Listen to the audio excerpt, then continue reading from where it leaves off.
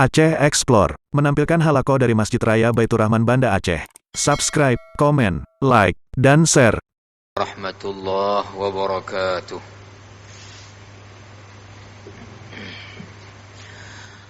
Alhamdulillahilladzi amarana bizzuhdi fid dunya fa ahabbana Allahu wa amarana bizzuhdi mimma fi aydin nas fa ahabbana an-nas.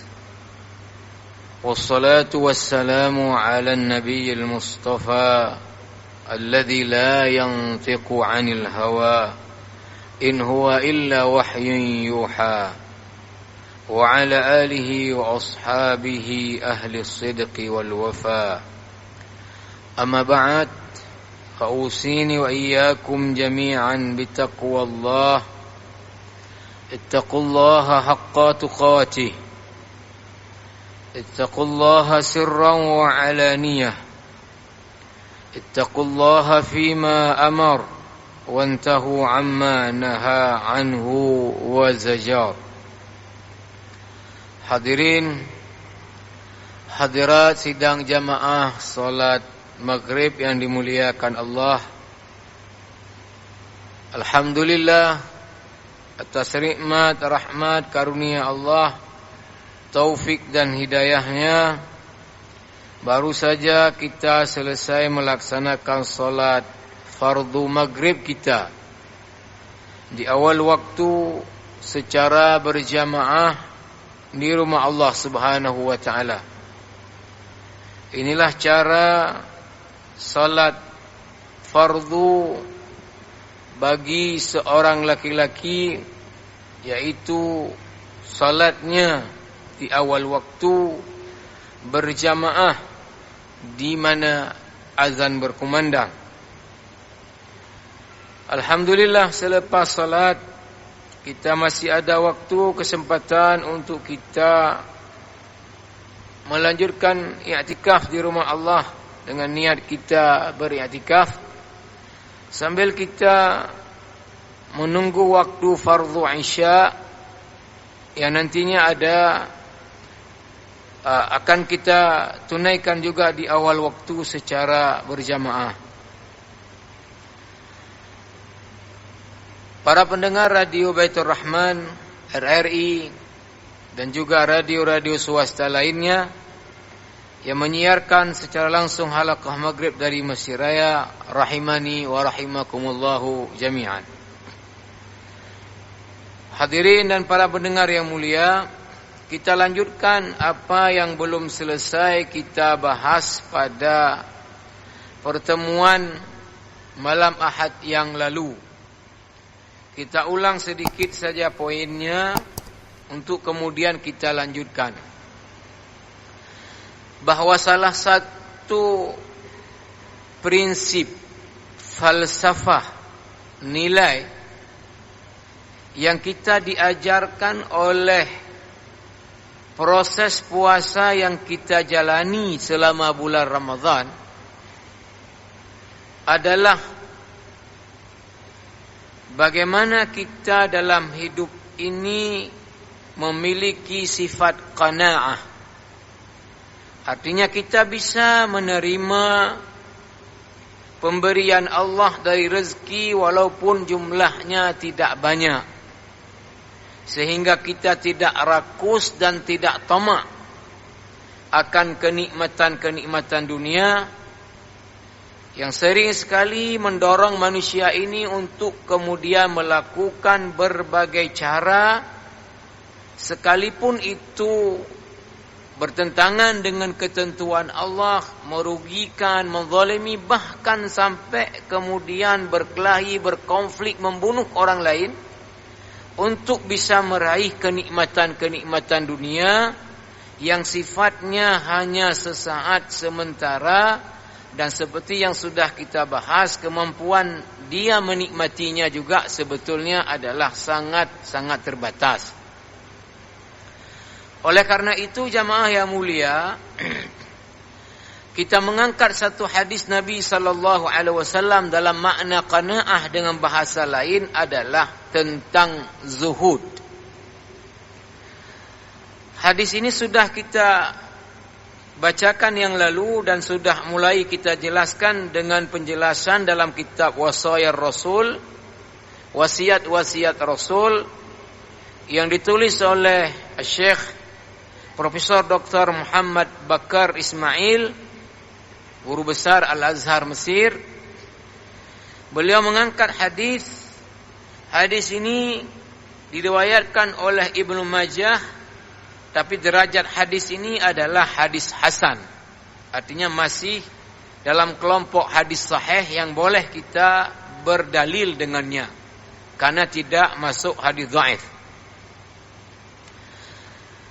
Saya baca kembali hadis ini sedikit untuk kemudian kita sambung apa yang sudah kita bahas pada pertemuan yang lalu. An Abil Abbas Sahal ibn Sa'ad As-Sa'idi radhiyallahu anhu qala, dari Abul Abbas Sahal ibn Sa'ad As-Sa'idi radhiyallahu anhu, ini adalah seorang sahabat yang menurut keterangan dalam kitab ini ada yang mengatakan ini adalah sahabat yang paling terakhir meninggal dunia dari seluruh sahabat. Dan ini salah seorang sahabat yang banyak meriwayatkan hadis dari Nabi. Beliau berkata, Ja'a rajulun ilan Nabi sallallahu alaihi wasallam. Telah datang seorang laki-laki menemui Nabi sallallahu alaihi wasallam. Faqal, lalu orang ini berkata, Ya Rasulullah, wahai Rasulullah, dullani ala amalin idza amiltuhu ahabbani Allahu wa ahabbani an-nas. Tolong tunjukkan saya, wahai Rasulullah, satu pekerjaan, satu sikap. Apabila saya mengerjakannya, maka pastilah Allah mencintai saya, sekaligus juga manusia pada mencintai saya. Faqal, lalu Rasulullah bersabda, Uzhud fid dunya yuhibbakallah. Berlaku zuhudlah kamu di dunia, pasti Allah akan mencintaimu. Wazhud fima indan nasi yuhibbakan nasu. Dan berzuhudlah kamu dengan apa yang ada pada orang lain, niscaya orang lain juga akan mencintaimu. Atau berzuhudlah kamu dengan apa yang ada pada manusia, maka niscaya manusia pun akan mencintaimu. Kita sudah membahas yang lalu ya, bahwa para ulama menyebutkan makna zuhud ini banyak definisinya dalam pandangan para ulama. Ada yang mengatakan bahwa apa yang dimaksud dengan zuhud adalah akhdhu qadri ad-darurati minal halalil mutayaqqani hilluhu. Jadi mengambil dari kenikmatan dunia ini sekadar yang dibutuhkan saja, dan itu sesuatu yang dipastikan betul-betul halal. Artinya, kalau ada yang halal dia bisa peroleh dalam jumlah yang banyak pun, dia tidak akan ambil itu, karena dia padari qadrat darurah, hanya untuk cukup bertahan hidup saja. Ya. Ini satu definisi daripada az-zuhdu. Ada definisi lain yang mengatakan juga oleh para ulama diangkat dalam kitab ini, huwa tarkul harami wal iqtisaru 'alal halalil khalisi. Zuhud adalah meninggalkan yang haram dan hanya mengambil yang halal saja. Ada juga yang mengatakan adalah huwa tarkul mutasyabihati khaufan minal wuku'i fil muharramat. Meninggalkan perkara-perkara yang syubhat karena takut akan terjerumus ke dalam yang haram.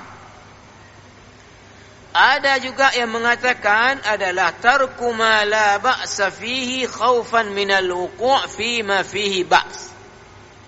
Meninggalkan sesuatu yang sebetulnya tidak masalah. Artinya halal, baik, tapi tetap itu tidak diambil. Karena takut ini bisa menjadi masalah bagi akhirat dia. Maka kemudian diangkat dalam kitab ini bahwa manusia terkait dengan masalah zuhud ini beragam, dan zuhud itu sendiri memiliki beberapa tingkatan. Wan nasu fihi ala 4 darajat. Ada 4 tingkatan daripada zuhud yang sudah kita baca yang lalu, baru adalah yang pertama. Ad-darajatul ula, ini kita ulang balik sedikit. Tingkatan pertama dari zuhud adalah darajatul adul. Namanya para ulama menyebutnya dengan tingkatan al-adul. Apa dia?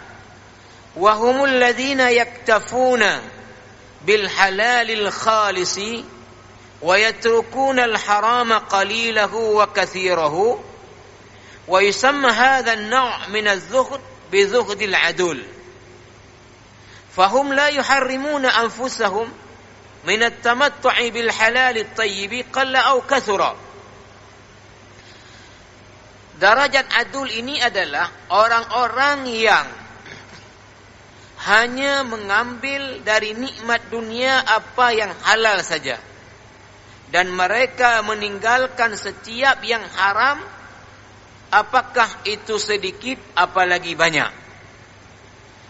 Orang-orang yang dalam kelompok ini tapi tidak mengharamkan diri mereka untuk menikmati kenikmatan dunia sejauh itu adalah halal, apakah sedikit bahkan banyak. Fayunfiqu kullu wahidin minhum ala nafsihi wa 'iyalihi biqadri wus'ihi. Maka orang-orang yang seperti ini dalam membelanjakan hartanya untuk diri dan keluarganya selalu menyesuaikan dengan kemampuan. Fayalbasu ahsanas siyabi, pakai baju yang baju bagus. Wa ya'kulu ashhat ta'am, makan makanan juga yang berkualitas. Wa yaskun fi awsa'il buyuti idza tayassara lahu dzalika ma dama halalan. Tinggal di rumah yang besar selama itu diperoleh dengan hasil yang halal. Bina'an ala ma jaa fil kitab was sunnah.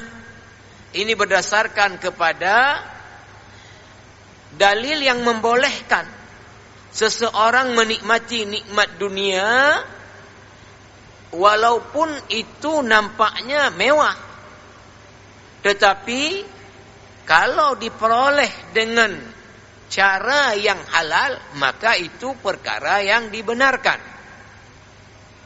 Di dalam kitab ini diangkat dalil-dalil yang menunjukkan kepada itu. Yang pertama adalah dalam surah Al-A'raf ayat 32-33, Allah berfirman, Qul man harrama zinatallahi allati akhraja li'ibadihi wat-tayyibati minar rizq. Qul hiya lilladzina amanu fil hayatid dunya khalisatan yaumal qiyamah. Katakan, hai Muhammad, siapa yang mengharamkan perhiasan yang Allah keluarkan kepada hamba-hambanya dan juga yang baik-baik daripada rizki.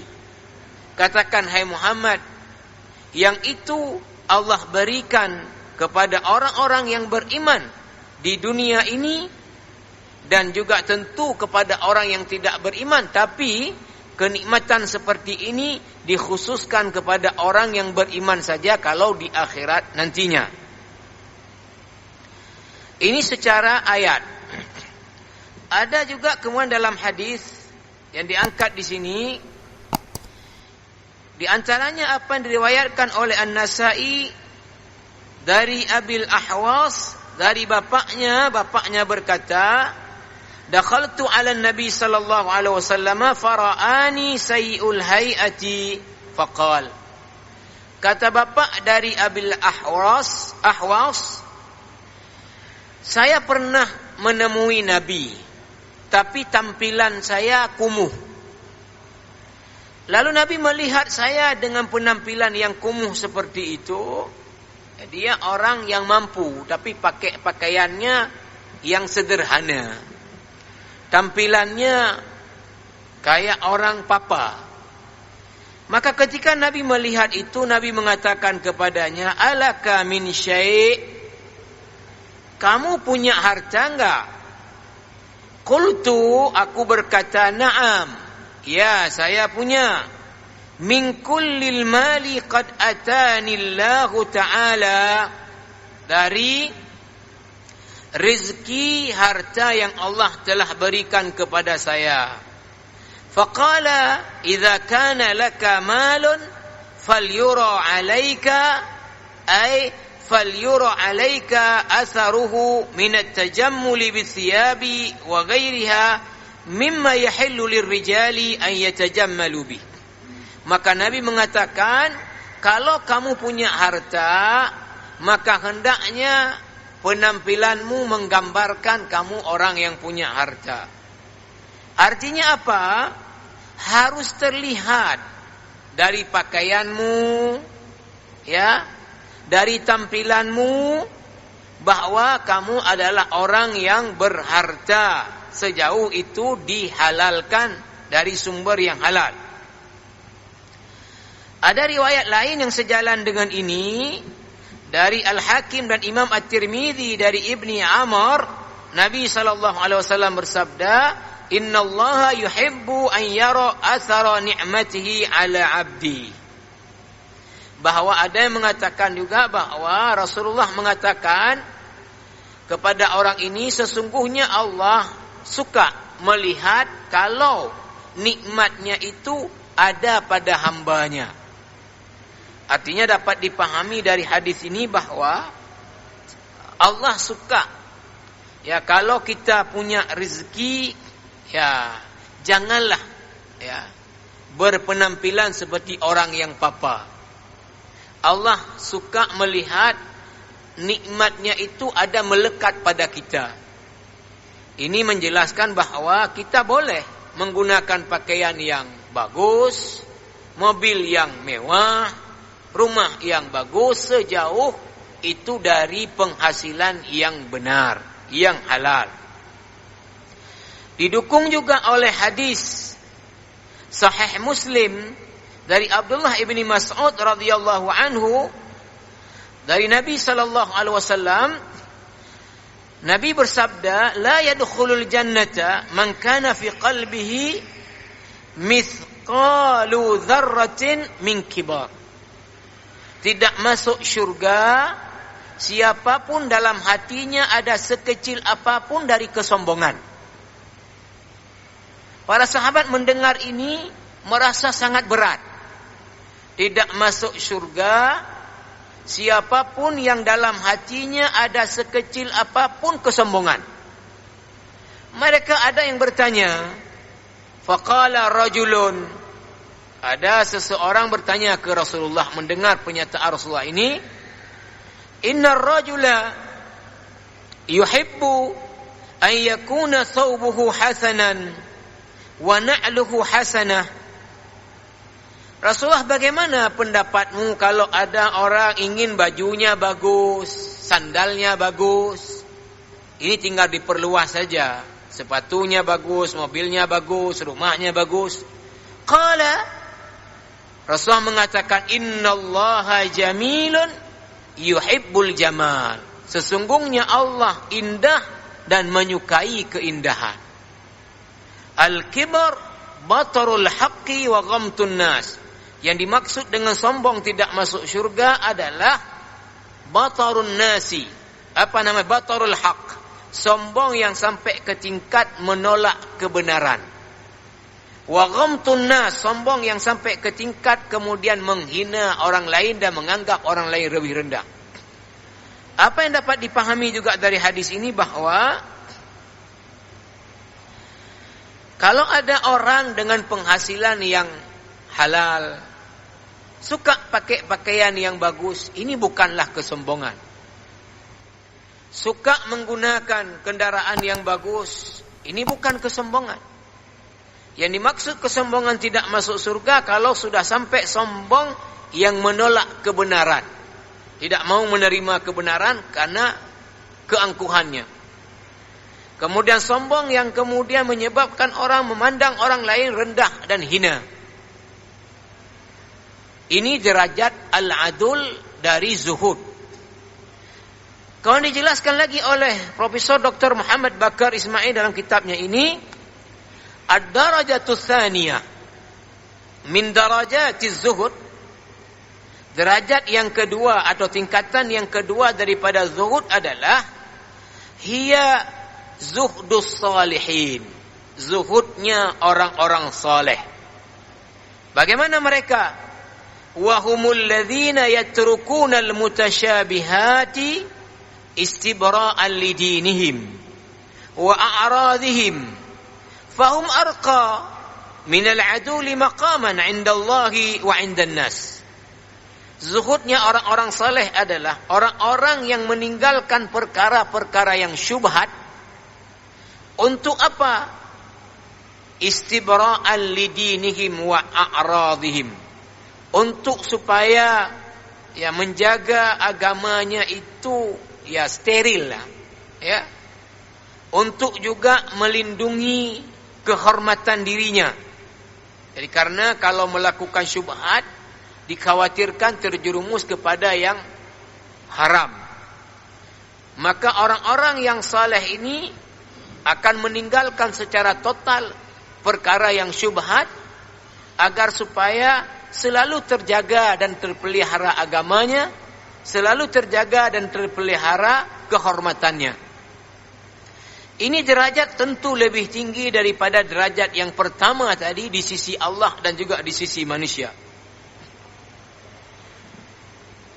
Kemudian jamaah yang mulia, diangkat satu hadis yang berkaitan dengan ini, fahum ya'maluna bi nushi Rasul sallallahu alaihi wasallam fi qawlihi. Mereka mengamalkan satu nasihat Nabi dalam sabdanya. Di dalam hadis yang diriwayatkan oleh Imam Al-Bukhari dan Imam Muslim dari An-Nu'man ibn Bashir.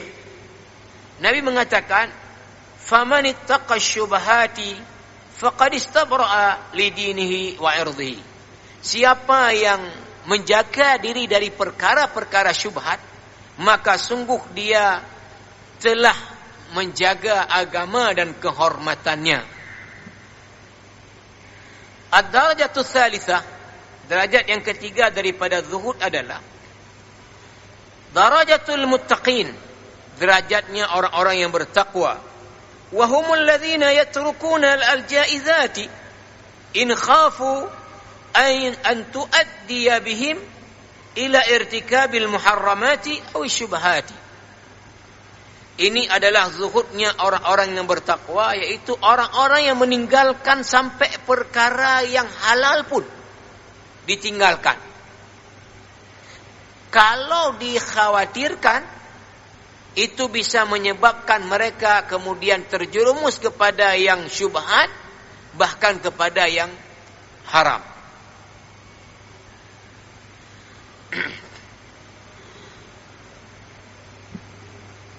Disebutkan dalil terkait dengan ini adalah hadis yang diriwayatkan oleh Ibnu Majah. Rasulullah bersabda, "La yablughul 'abdu darajatal muttaqin hatta yad'a ma la ba'sa bihi makhafata ma bihi ba's." Tidak bisa mencapai derajat orang bertakwa sehingga seseorang meninggalkan apa-apa yang tidak ada masalah kalau dia khawatir melakukan itu akan bermasalah. Jadi perkara yang halal, yang boleh pun dia tidak buat. Sekiranya itu bisa menyebabkan dia akan kemudian terjerumus kepada perkara yang syubhat, apalagi perkara yang haram. Jamaah rahimakumullah, diangkat di sini pernyataan daripada Abu Bakar. Wa ruwiya anna Abu Bakar radhiyallahu anhu qala, Abu Bakar pernah mengatakan, kunna natruku 70 baban minal halali makhafata an naqa'a fi babin wahidin minal haram, ay kunna wala zalna wala zilna. Kata Abu Bakar, kami para sahabat meninggalkan 70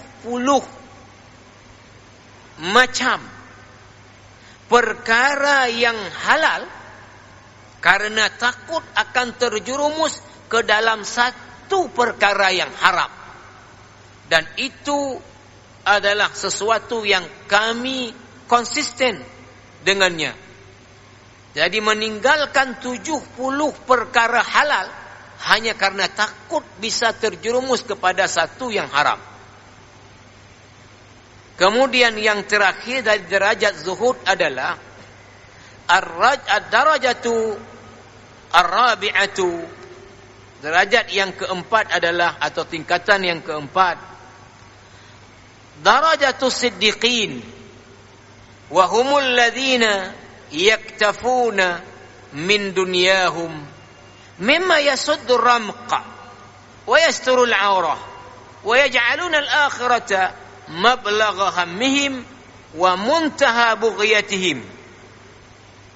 Ini adalah orang-orang yang untuk nikmat dunia dipadai hanya sekedar cukup untuk menutup lapar, dan dipakai pakaian hanya untuk cukup bisa menutup aurat. Jadi kalau makan hanya sekedar supaya tidak lapar, tidak cari makanan yang mewah, makanan yang macam-macam, pokoknya bisa bertahan hidup. Ya kalau kata orang Jawa, ya wis, ya sudah cukup. Mereka juga ya tidak menggunakan pakaian kecuali yang penting tutup aurat. Merek apa, kualitas bagaimana, tidak ada urusan dengan itu. Wa yaj'aluna al-akhirata mablagha hammihim. Orientasi hidup mereka sepenuhnya adalah akhirat. Wa muntaha bughyatihim, dan tujuan utama dari kehidupan mereka di dunia adalah akhirat. Wa zuhdu bi ma'na al-iqtisar 'ala al-qadri ad-daruri min al-halal at-tayyib mustahabbun wa laysa biwajibin. Pengarang kitab ini tidak komentar saya. Dan semua yang saya baca itu komentar daripada pengarang kitab ini.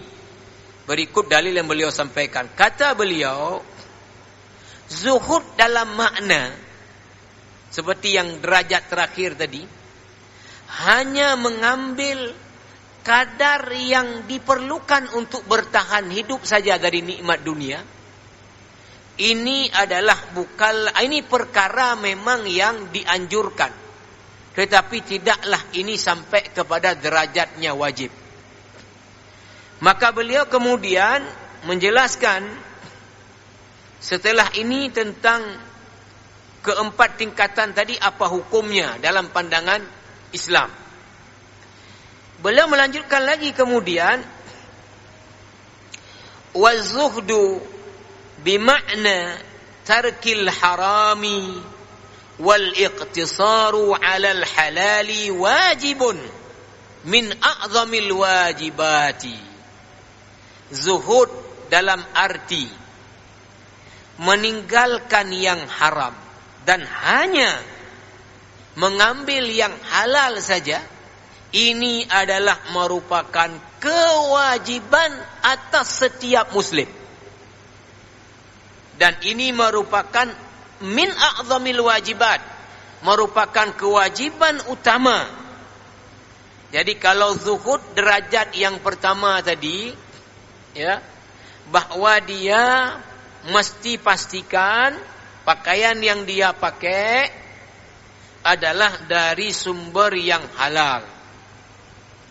Mobil yang dia pakai dari sumber yang halal.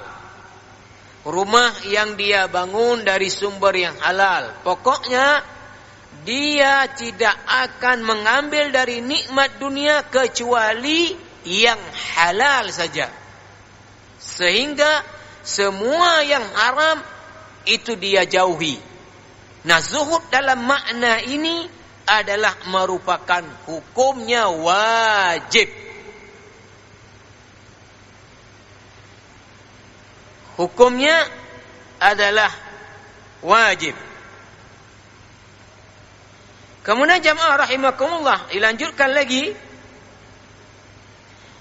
Wa amma zuhdu bima'na tarki al-jaizati khaufan min al-wuqu' fil muharramat fahuwa mubahun wa laysa bimustahab illa 'inda al-'arifin wa hum al-muttaquna kama sabaqa bayanu. Zuhud dalam makna sampai ke tingkatan yang boleh pun tidak dilakukan, ya, ini adalah karena takut akan terjerumus kepada yang haram. Ini adalah perkara yang tingkatnya mubah, tidak sampai kepada sunat, kecuali bagi orang-orang yang tingkatan keimanannya sudah tinggi. Dilanjutkan lagi.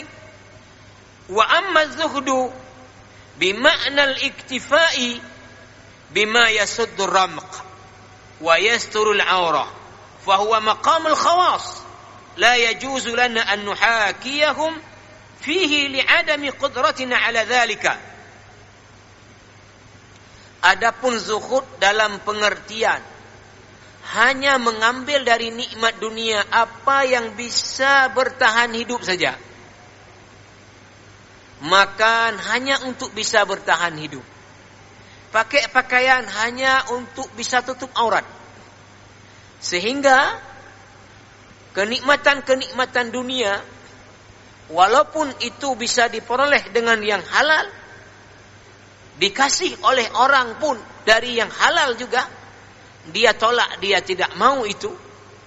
Kata pengarang kitab ini adalah derajatnya orang-orang khusus. Ini adalah maqam orang-orang khusus yang kita tidak boleh meniru mereka. Ya. Karena apa? Ya. Karena ya kita tidak pada tingkatan pemahaman agama dan tidak pada tingkatan ya, barangkali ketakwaan kita pada tingkatan mereka. Lakin alaina an nudarriba anfusana ala al-qana'ati bil qalil hatta nasluka tariq ila Allah. Tapi kita memang yang mesti adalah apa? Melatih diri kita untuk kita bisa menerima dari nikmat dunia ini walaupun jumlahnya sedikit, ya, sehingga kita bisa menempuh jalan menuju kepada Allah. Fanantaqilu min maqamin ila maqamin arqa minhu la'allana nattakhidhu ila Allah sabila fanasilu ila martabati al-muhibbin al-muqarrabin bitaufiqillah ta'ala. Sehingga kita dari 4 derajat tadi bisa secara pelan-pelan meningkatkan diri sampai kepada derajat orang-orang yang dicintai oleh Allah Subhanahu wa taala, mencintai Allah Subhanahu wa taala, orang-orang yang selalu mendekatkan diri kepada Allah sehingga kita diberi taufik oleh Allah untuk kemudian mudah kita bisa tadi mencapai derajat-derajat untuk terus kita lebih dekat kepada Allah Subhanahu wa taala. Jamaah yang dirahmati Allah Subhanahu wa taala, dari apa yang sudah disampaikan oleh pengarang kitab ini, tentunya kalau kita kaitkan juga dengan masalah takwa, seperti yang dibahas di dalam kitab Syekh Saleh Al-Munajjid, yaitu kitab dengan judul A'malul Qulub, pekerjaan-pekerjaan hati, di pembahasan tentang takwa, bahwa takwa secara bahasa dia bermakna adalah ketika kita melakukan sesuatu agar terhindar dari apa yang kita takut menimpa kita, itulah namanya takwa. Maka tentunya setiap orang yang beriman dia takut akan diazab di akhirat nantinya. Maka ketika dia melakukan usaha agar tidak diazab oleh Allah di akhirat nanti, inilah yang disebut dengan takwa. Maka bagaimana agar seseorang yang beriman tidak diazab di akhirat nantinya?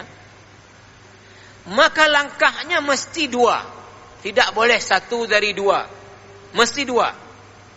Yang pertama apa? Mengerjakan seluruh perintah-perintah Allah. Jadi apa yang wajib itu dikerjakan. Kalau seluruh yang wajib dikerjakan, apakah ini akan selamat dari azab? Belum. Satu lagi, seluruh yang dilarang ditinggalkan. Maka kalau ada orang, ini sebagai contoh, seluruh yang Allah haramkan dia tidak ada lakukan, tapi dia tidak sholat. Nah, ini masalah juga.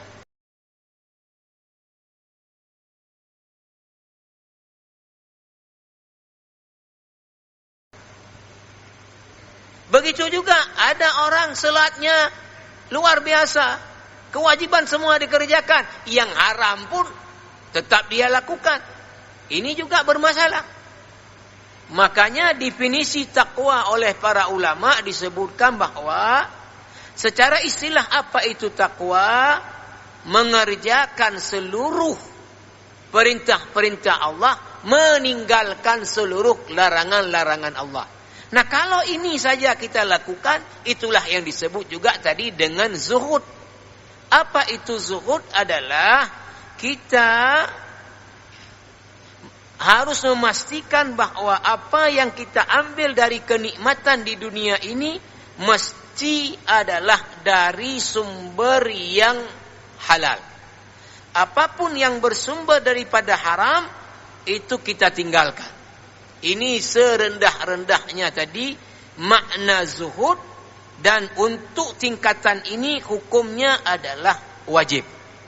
Dan itulah juga yang disebut dengan serendah-rendahnya takwa tadi. Mengerjakan seluruh perintah-perintah, meninggalkan seluruh larangan-larangan. Bagaimana dengan orang yang namanya perintah itu adalah yang wajib? Ada orang yang seluruh kewajiban dia kerjakan, seluruh larangan dia tinggalkan, tapi dia tidak banyak ibadah-ibadah sunat. Nah, insya Allah orang ini akan selamat dari azab Allah dan akan masuk ke surga. Tentu yang lebih bagus lagi adalah tingkatannya adalah tingkatan di atas itu. Bukan sekedar mengerjakan yang wajib saja dan meninggalkan yang haram, tapi selalu berlomba-lomba memperbanyak amal-amal saleh. Inilah tentu yang lebih diharapkan lagi. Bukan saja meninggalkan perkara yang haram, bahkan perkara yang halal sekalipun, kalau itu dia menganggap akan menggiring dia untuk dilalaikan akan ibadah kepada Allah Subhanahu wa taala, bisa membuat hati dia kemudian keras, bisa membuat dia kemudian tergoda dengan dunia, maka yang halal-halal pun akan ditinggalkan oleh orang-orang yang tingkatan ketakwaannya itu lebih tinggi dari tingkatan yang kita sebut Dan itulah tadi juga yang disebut dengan zuhud untuk tingkatan yang berikutnya. Tapi itu semua tadi dikatakan bahwa ya hukumnya yang seperti itu adalah sunat, tidak wajib. Tapi yang wajib adalah kita pastikan bahwa apa yang kita ambil dari nikmat dunia adalah sumbernya halal. Setiap yang haram adalah kita tinggalkan. Kenapa kemudian pengarang kitab ini tadi mengatakan bahwa untuk derajat zuhud yang sampai ke tingkatan hanya mengambil dari nikmat dunia ini apa yang cukup untuk bertahan hidup saja.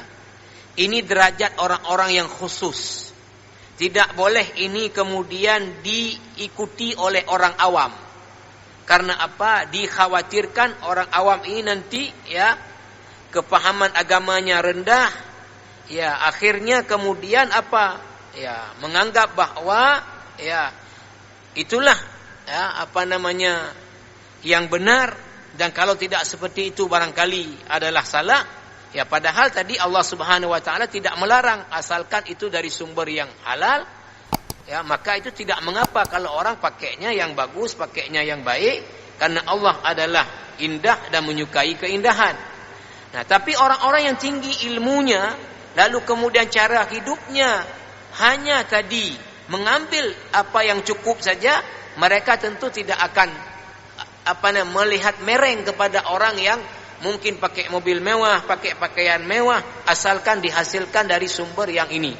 Maka itu disebut tadi ini adalah makamnya orang-orang yang khusus, ya, yang tidak boleh oleh orang awam kemudian semerta-merta mengikuti dan meniru seperti mereka. Dikhawatirkan nanti adalah salah faham daripada agamanya, sehingga dianggap begitulah yang benar, sehingga yang lain barangkali dipandang dia adalah keliru dan tidak betul, padahal tidak seperti itu.